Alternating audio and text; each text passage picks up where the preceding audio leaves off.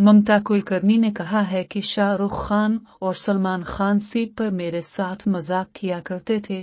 भारतीय मीडिया के मुताबिक हाल ही में संन्यास लेने वाली अदाकारा ममता कुलकर्णी ने एक इंटरव्यू में फिल्म किरण अर्जुन के दौरान सेट पर पेश आया वाकया शेयर किया। एक डांस सीन का हवाला देते हुए ममता ने बताया कि दोनों खान्स ने मेरे साथ डांस करना था, लेकिन डांस डायरेक्टर ने बताया कि इस डांस शूट में वो अकेली ही होंगी। अगले दिन मैंने अपने डांस स्टेप्स रिकॉर्ड करवा दिए। बाद में पता चला कि सलमान खान और शाहरुख खान पीछे झाड़ियों में छप कर हंस रहे थे। उन्होंने बताया कि मेरे शॉट्स रिकॉर्ड होने बाद अगला सीन उन लोगों का था।